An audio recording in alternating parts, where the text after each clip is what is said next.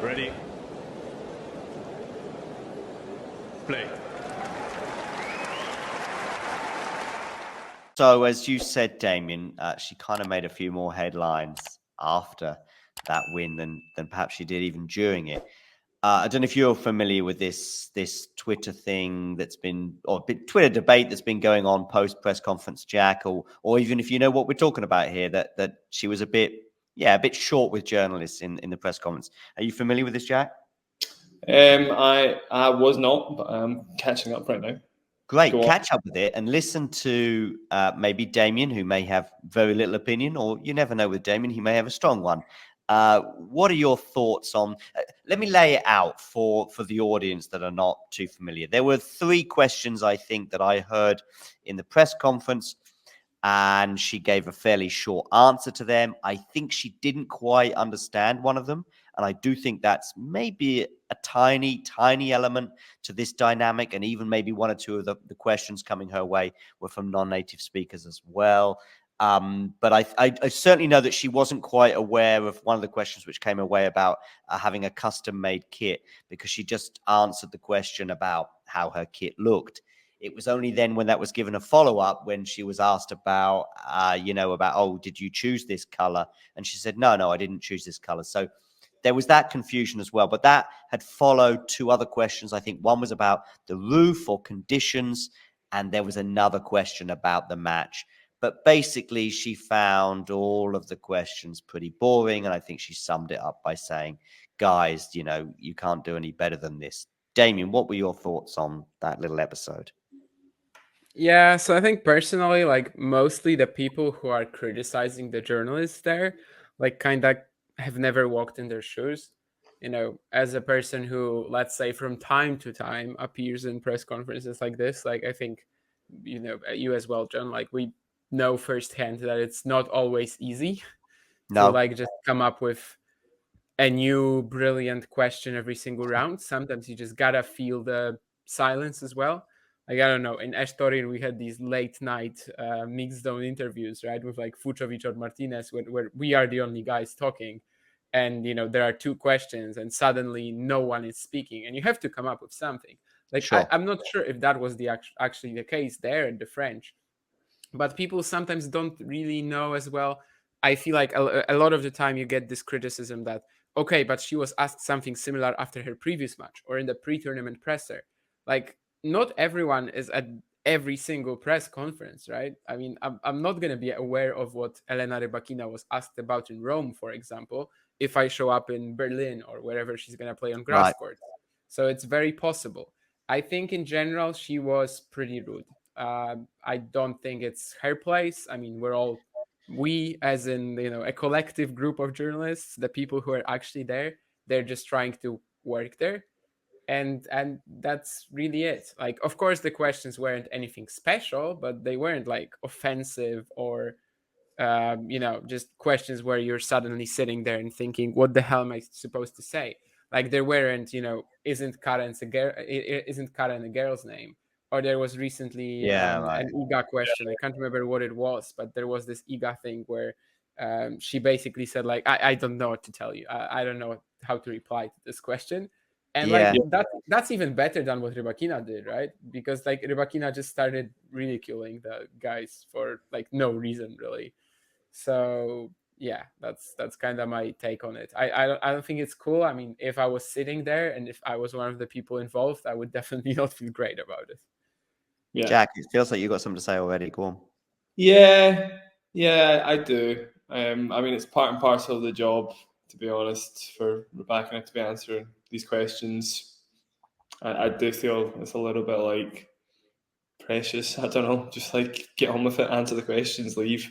You're getting paid quite a lot of money to be doing all of this. So I think as well that it's I don't think and I don't entirely blame the players for this.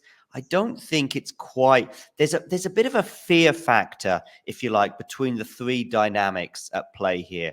Maybe a little bit less fear, but more skepticism when it comes to the players. But either way, there's a gap between the players, the authorities, and and people say, who are the authorities? Who are the officials? Are the Illuminati, as Daniel Medvedev might suggest?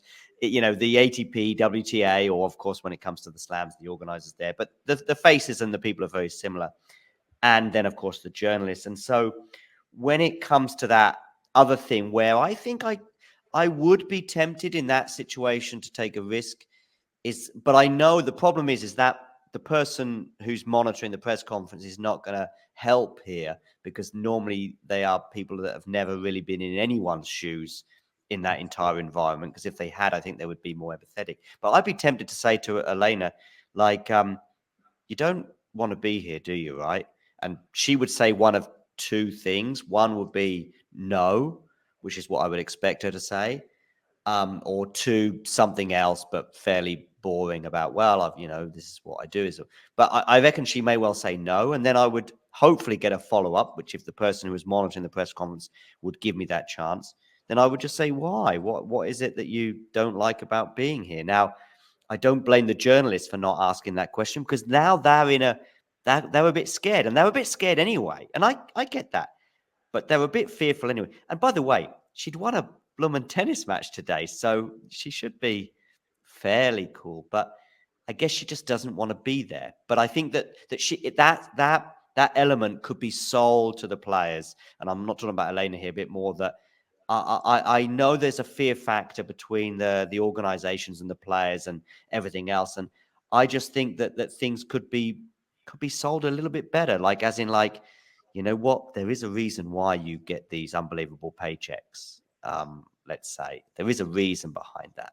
And by the way, you have X million followers on Instagram and Twitter and all the rest of it. And the reason is because you speak to, these 10 monkeys out here, or whatever you want to think them as. And that there's millions of people that are hanging on every single word. And they're also the same people that you thank in your speech at the end of every time you win a match, Yeah, I think, I mean, it's tough to articulate that in a press conference, having, again, not as many times as you guys, but having been there, definitely it's the air gets sucked out of the room when the players are a bit tetchy, right, about something.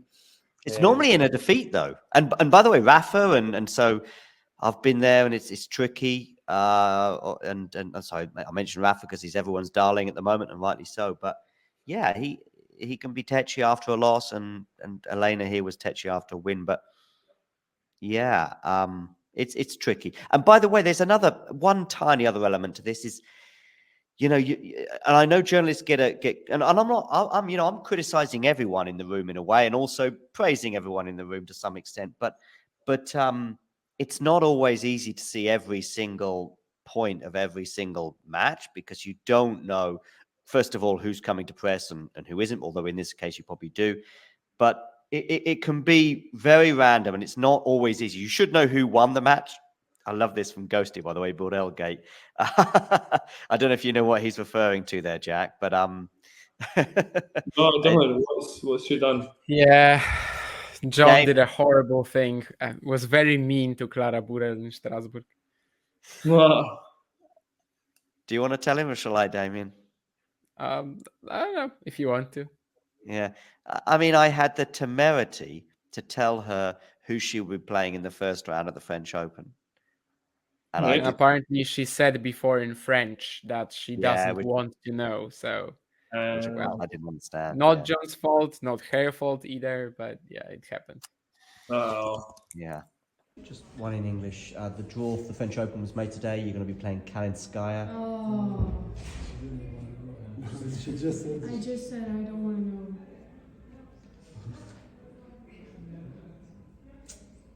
Should we leave it there, Vinny?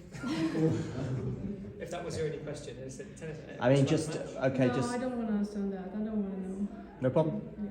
We can move on. But Thank you. Good luck. Thanks. But there we go. So I think we've covered it. Unless either of you got any thing additional to mention regarding this, either the Rybakina situation or just this whole dynamic in general. No, I think that's done and dusted for me. Yeah.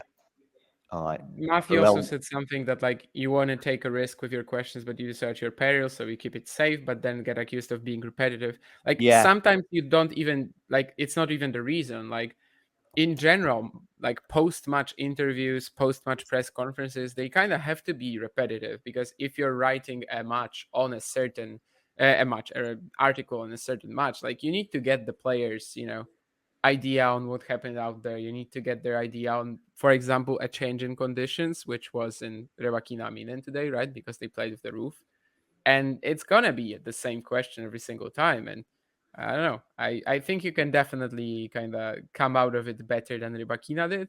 I don't think it's a big deal either. But yeah, it's just But it looked unpleasant. I think Matthew is on to something there a little bit, because I did, I think, tweet this earlier as well, that you get high, you take a high risk and you get a high reward, but you also could get ejected from the tournament if you like. And you could ask Rybakina some far more cutting edge questions, but she may also get quite annoyed by those as well. You might just say, here we go. What is going on, Elena? Why do you play one tournament and then pull out the next? A good And example, yeah. she's going to get pretty annoyed by that potentially, or she may give you the best answer ever. And so therefore, I certainly thought of that when I saw what happened earlier, but then players get annoyed. So then if you get burned on it, you just think, well, what's the point? I might as well just play it safe and ask about the conditions. Yes. There was one other thing that I wanted to close this I on. think Ghosty, we are offering a truly comprehensive critique of the press situation. Like we're just, we're in it. Like we are just sort of taking what happened there and thinking, what would we do in that particular situation? So But I think he's not being critical necessarily. He's actually sort of saying, well, he's saying something that I've felt is that, can we completely air all of our thoughts, really, bearing in mind that we may be sharing a press room with some of these people, or maybe interviewing some of these people, or in my situation, writing to these people saying, can you give us a credential? So there is that at play, which is a huge can of worms. And but to we be honest don't with you, really like do that, right? Like we don't go for half measures with this. no, I think we probably go for it a lot more than others do. But Yeah. I'm sure you and I have, when we've turned the camera off, Damien, have had additional conversations to what we've said on about the media and the dynamic. Maybe not about players and backhands and Yeah, forehands. like about this thing, at least what I've said now, I can say, anywhere, whether By the it way, will be a public conversation or a private conversation. we have I wasn't holding back whatsoever.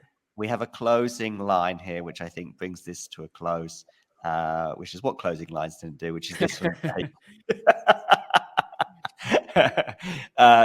Jack, I think Jake has discovered an affinity. Jean would never get a press conference. Yeah, I know, bless her. Okay, Rybakina is through, and she has a pretty good chance of going far. Tick.